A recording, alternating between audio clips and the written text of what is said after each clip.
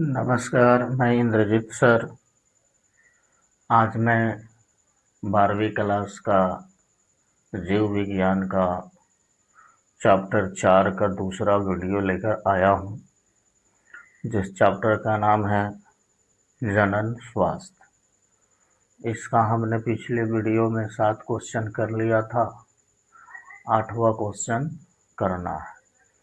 और एनसीईआरटी का जो ये सीरीज चल रहा है ना, इस सभी एग्ज़ामों के लिए उपयोगी है।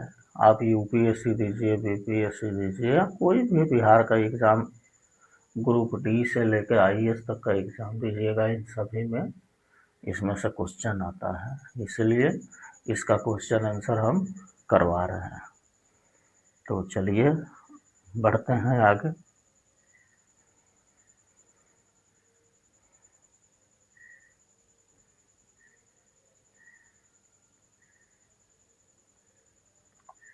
आठ नंबर क्वेश्चन देखते हैं।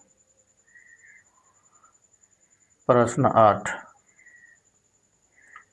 उलबेधन एक घातक लिंग निर्धारण जांच प्रक्रिया है जो हमारे देश में निषिद्ध है। क्या यह आवश्यक होना चाहिए? टिप्पणी कीजिए। उत्तर, उलबेधन भ्रूण एक एमिनोटिक तरल में तैरता रहता है। इंजेक्शन सुई की सहायता से माता के गर्भाशय में से इस तरल का एक सैंपल ले लिया जाता है। तरल में स्थित कोशिकाओं का संवर्धन करने के पश्चात कोशिकाओं के गुणसूत्र का निरीक्षण करके भ्रूण के लिंग का पता लगाया जा सकता है। अनेक बार यह देखा जाता है कि जब यह पता चलता है कि भ्रूण मादा है तो एमटीपी चिकित्सा सगर्भता समानता द्वारा भ्रूण को गिरा दिया जाता है। इससे समाज में पुरुष और स्त्रियों के अनुपात के बिगड़ने की संभावना बढ़ रही है। बढ़ती कन्या भ्रूण इत्यादि को दृष्टिगत रखते हुए प्रतिबंध आवश्यक है। हमारा संविधान व्यक्तियों के लिए लिंग के आधार पर भेद करने की आज्ञा नहीं देता। नैतिक की दृष्टि से भी सभ्य समाज में यह एक घृणित अपराध, अतः इस पर रोक उचित है। क्वेश्चन नंबर 9, बंध्य दंपतियों को संतान पाने हेतु सहायता देने वाली कुछ विधियां बताइए। उत्तर, भारतवर्ष सहित विश्व में अनेक दंपति बंध्य हैं, अर्थात वे संतान उत्पन्न करने में असमर्थ होते हैं। यह शारीरिक, जन्मजात रोग, जन औषधीय, प्रतिरक्षात्मक या मनोवैज्ञानिक कारणों से हो सकता है। यह पुरुष या स्त्री में पाए जाने वाले दोष के कारण हो सकता है। अनेक प्रकार की बंध्यताओं का उपचार केवल औषधियों से हो जाता है। कभी कभी परामर्श व मनोवैज्ञानिक उपचार भी सहायक होता है। विशिष्ट स्वास्थ्य सेवा इकाइयाँ बांध्य क्लिनिकें निदानित जांच में सहायता एवं उपचार करके बंध्य दंपतियों को संतान पैदा करने में मदद दे सकते हैं। इन तकनीकों को सहायक जनन प्रौद्योगिकी ART कहते हैं। शरीर से बाहर निषेचन अर्थात पात्रे निषेचन IVF के पश्चात भ्रूण स्थानांतरण ET एक उपयुक्त उपाय हो सकता है। इस तकनीक को सामान्य रूप से टेस्ट ट्यूब बेबी तकनीक के नाम से जानते हैं। प्रयोगशाला में पत्नी का दाता के अंडा को पति अथवा दाता के शुक्राणु से निषेचित कराया जाता है। इसके पश्चात युग्मनज या 8 कोशिकीय भ्रूण को फैलोपियन नलिका में स्थानांतरित किया जाता है। 8 कोशिकाओं से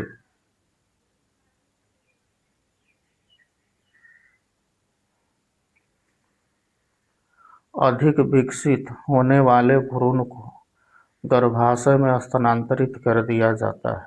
इसे इंट्रायूटेराइन ट्रांसफर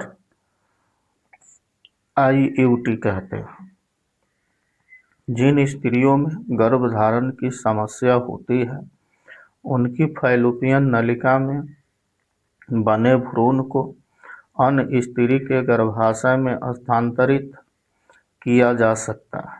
जिन स्त्रियों में अंडाणु उत्पन्न नहीं हो सकती, केवल निषेचन और भ्रूण विकसित के लिए उपयुक्त वातावरण प्रदान कर सकती है। इसके लिए दाता स्त्री से अंडाणु प्राप्त करके उसकी फैलोपियन नलिका में स्थानांतरित कर दिया जाता है। इसे गैमीट इंट्राफैलोपियन ट्रांसफर कहते हैं। कृत्रिम बीज सेचन तकनीक का प्रयोग वहाँ किया जाता है जहाँ पुरुष के बीज में शुक्राणुओं की संख्या बहुत कम होती है अथवा पुरुष बीज सेचित कर सकने में असमर्थ होता है। इस तकनीक में दाता से शुक्राणुओं को प्राप्त करके कृत्रिम रूप से स्त्री के जोनि या गर्भाशय में प्रविष्ट कर दिया जाता है। इसे अंतर्गर्भाशयी बीज सेचन IUI कहते हैं। ऐसी अन्य कुछ तकनीक हैं ZIFT तथा ICSI आदि। वर्तमान में उपयुक्त तकनीक सुविधा अनेक शहरों में उपलब्ध है। ये बहुत महंगी तकनीक है। इनकी तकनीकों को अपनाने में सामाजिक, धार्मिक और भावनात्मक कारक महत्वपूर्ण भूमिका निभाते हैं। Question number 10। किसी व्यक्ति को यौन संचारित रोगों के संपर्क में आने से बचने के लिए कौन से उपाय अपनाने चाहिए? उत्तर: यौन समस्याओं के कारण संचारित रोग यौन संचारित कहलाते हैं। इन्हें सामान्यतः ATD, STD या रजित रोग या जनन मार्ग संक्रमण कहते हैं। निम्नलिखित युवतियों को अपनाने से यौन संचारित रोगों के संक्रमण से बचाव जा सकता है। 1 नंबर, किसी अनजान व्यक्ति या अनेक व्यक्तियों से यौन संबंध न रखें। 2 नंबर, मैथुन के समय कंडोम का उपयोग करें। 3 नंबर, रोग की आशंका होने पर तुरंत योग्य चिकित्सक से संपर्क करके पूरा इलाज कराएं। Question number 11। निम्नलिखित वाक्य सही है या गलत, व्याख्या सहित बताएं। क में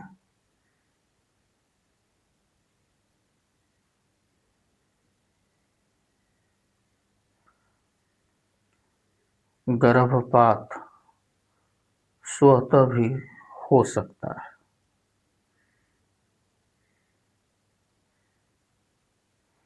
उत्तर हो जाएगा सही है। कुछ परिस्थितियों में कुछ कारिकीय कारणों से गर्भपात स्वतः भी हो जाता है। इसे स्वतः गर्भपात या मिसकैरिज कहते हैं। तकनीकी रूप से जीवन भक्ष गर्भाशय के बाहर स्वतंत्र रूप से रहने के अक्षम या 28वें सप्ताह से पहले स्वतः होने वाला गर्भपात अकाल प्रसव कहलाता है। ख में वंध्यता को जीवन रक्षक संतति न पैदा कर पाने की अयोग्यता के रूप में परिभाषित किया गया है और यह सदैव स्त्री की असमानताओं या दोषों के कारण होता है। उत्तर हो जाएगा गलत। वंध्यता की परिभाषा सही है लेकिन कारण गलत है। वंध्यता स्त्री या पुरुष किसी की भी जनिक समानताओं या दोषों के कारण हो सकती है। पुरुषों में शुक्राणुओं का न होना या कम होना, नपुंसकता आदि प्रमुख कारण है। ग में आते हैं। एक प्राकृतिक गर्भ निरोधक उपाय के रूप में शिशु को पूर्ण रूप से स्तनपान कराना सहायक होता है। उत्तर हो जाएगा सही।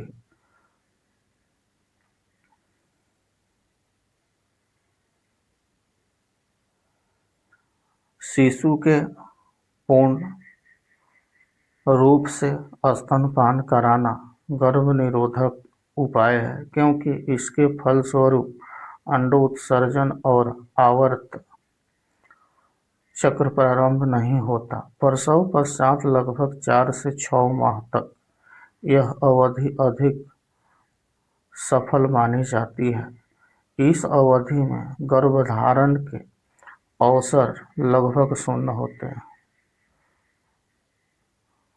घ लोगों के जनन स्वास्थ्य के सुधार हेतु यौन संबंधी पहलुओं के बारे में जागरूकता पैदा करना एक प्रभावी उपाय है। उत्तर हो जाएगा सही।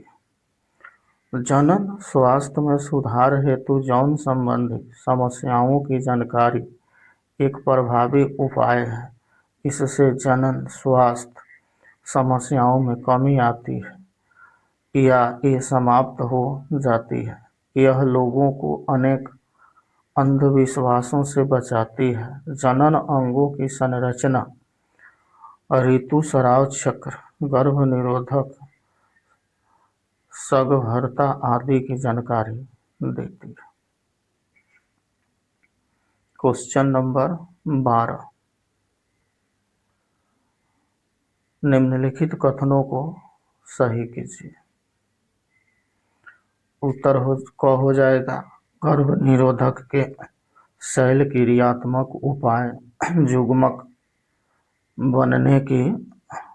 बनने को रोकते हैं।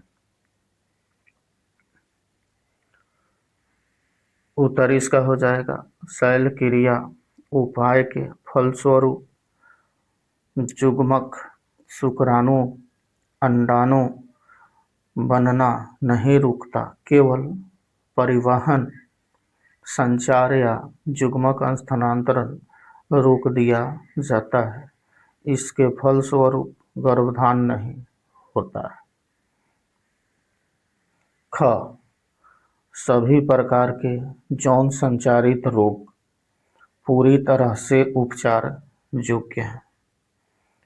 उत्तर यकृत शोथ बी, जननिक, हर्पीज तथा HIV संक्रमण को छोड़कर अन्य यौन संचारित रोग पूर्ण रूप से उपचार योग्य हैं।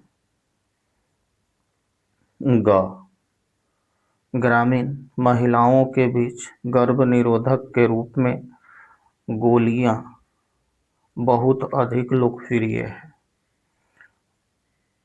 उत्तर ये शहरी व ग्रामीण दोनों ही क्षेत्रों में लोकप्रिय है, लेकिन जागरूकता की कमी व अशिक्षा के कारण ग्रामीण क्षेत्रों में अपेक्षाकृत कम लोकप्रिय है। क्वेश्चन नंबर घ ET तकनीकों में भ्रूण को सदैव गर्भाशय में स्थानांतरित किया जाता है। उत्तर हो जाएगा ईटी तकनीकों में शरीर से बाहर अंड का निषेचन, पात्रे निषेचन कराकर जुग्मनज, जाइगोट या 8 कोशिकीय भ्रूण को फैलोपियन नलिका में स्थानांतरित किया जाता है। इसे zygote intra fallopian transfer JIFT कहते हैं। जब भ्रूण में ब्लास्टोमियर की संख्या 8 से अधिक हो जाती है तो भ्रूण को गर्भाशय में स्थानांतरित किया जाता है। इसे इंट्रा यूटेराइन ट्रांसफर IUT कहते हैं।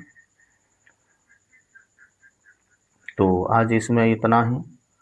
आप लोगों को अपना समय देने के लिए बहुत बहुत धन्यवाद। चैप्टर 4 आज ख़त्म हो गया। अगर सेशन अच्छा हो चैनल को लाइक कर दीजिए, चैनल को सब्सक्राइब कर दीजिए, वीडियो को लाइक कर दीजिए।